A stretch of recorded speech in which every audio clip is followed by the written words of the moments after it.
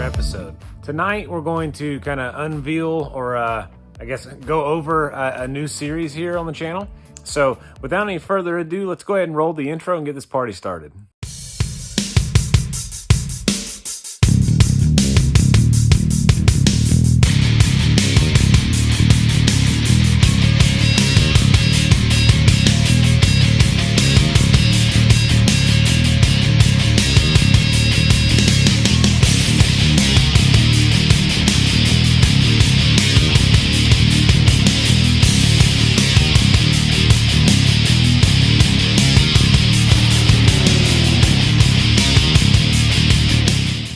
So ladies and gentlemen, boys and girls, this series is all about a turbo EG that has a B18B. It's a JDM B18B.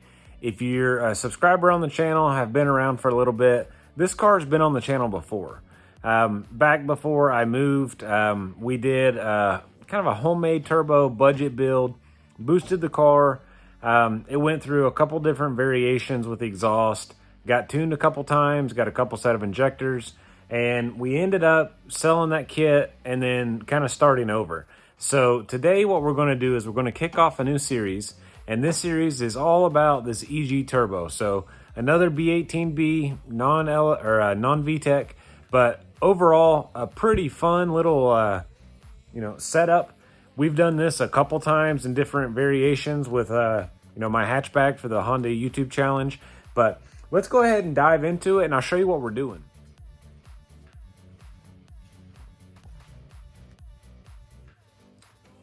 So guys, let's start off here with the turbo manifold. So this is a ram horn. This is like a Schedule 40. You can buy them online.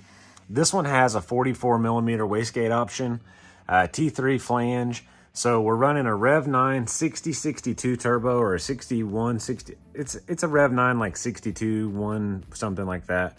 The way it's set up, we ran this on the B20 VTEC SI car. That car with a B20, and this is a 1.8. It made pretty good power on just wastegate, and the turbo seemed to work well. It's a V band. So we're going to build a downpipe like we did on the single cam, and we're going to do a dump tube here, which is also V band. In addition to that, we're doing a brand new intercooler kit. So we've got a 2.5 inch piping kit, which we've got just kind of mocked up here to see what we needed and what was included and what we needed to order. So we quickly learned that we needed some coupler reducers. The intercooler itself here, we went ahead and mounted. I've got tabs here on the bottom of it.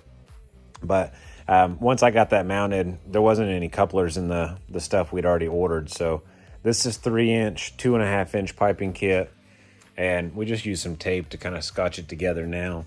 But with this piping kit, it came with a lot of different pieces, as you saw in that previous clip, and we're going to basically snake it around, cut a lot of pipe here in the next episode, and then if I feel comfortable, I'll weld it. If not, I'll kind of tack it together or tape it together, and then we'll let Dustin weld it up. So with that being the case, what I've been working on today is getting everything kind of mocked into place where it needs to go, as well as this intake manifold. So this is a GSR intake manifold, not an LS for a non-VTEC car, and we re-drilled it today to make it fit. So I've got some clips here that I'll go ahead and I'll insert.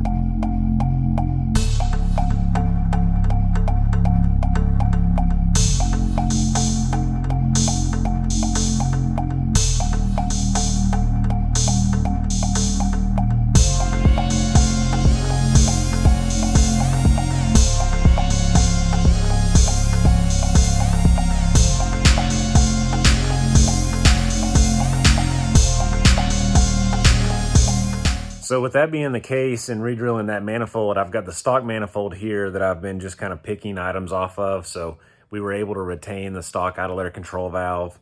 We're going to use the VMS fuel rail that we already have, and we're going to kind of adapt to it, and I'll show you why.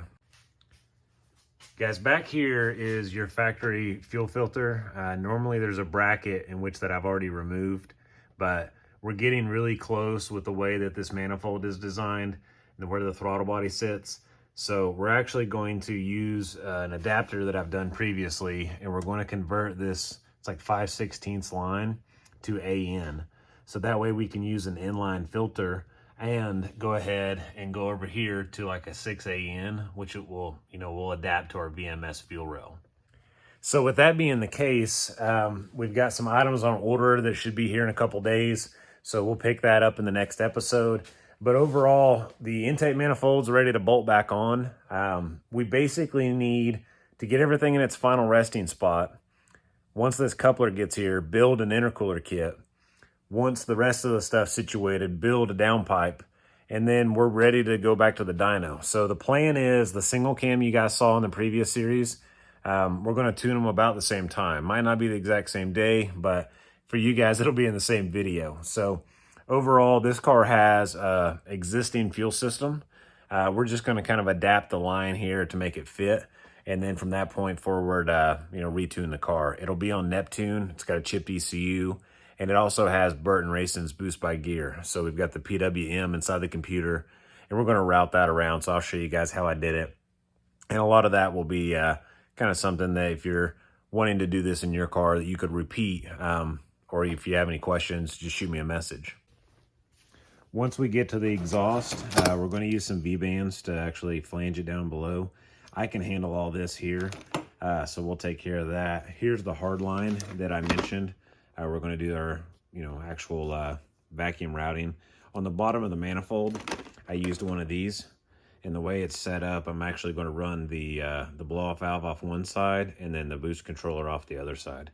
So that'll be good. And then we need to make a oil drain.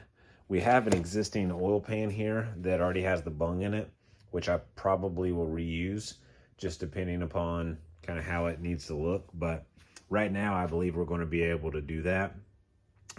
There's no gaskets or anything in there, so all the kit will have to come back off before we can do it, permanently. But the blow-off valve actually comes with its own little piece. So this will actually sit down here, kind of like that, wherever we end up doing it. Definitely going to be a Dustin piece here. Over here, guys, I ordered a fitting to where it's going to go from this size to a 6AN. It's a 6AN orb to a 6AN, male fitting. And then this is where the actual AN line will adapt to.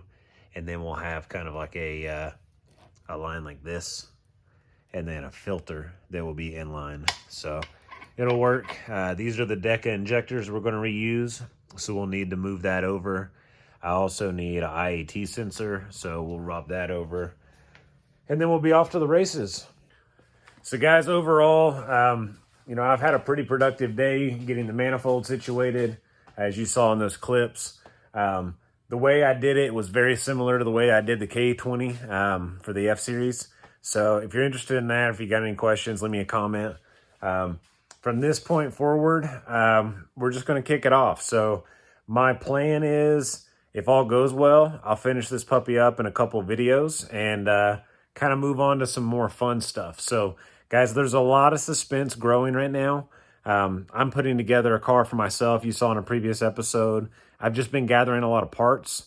A lot of those items are arriving. Once I get some of this stuff out of the way, I have some more, I wouldn't say non-fun stuff, but like I have some more responsibilities to get done before I can actually go into my own car. So it'll be coming up soon, but consider subscribing to the channel. Like I said before, if you have any questions, leave me a comment in the comment section below. Follow me on Instagram, SethChurchVID, and I appreciate you guys watching. Catch you in the next one. See ya.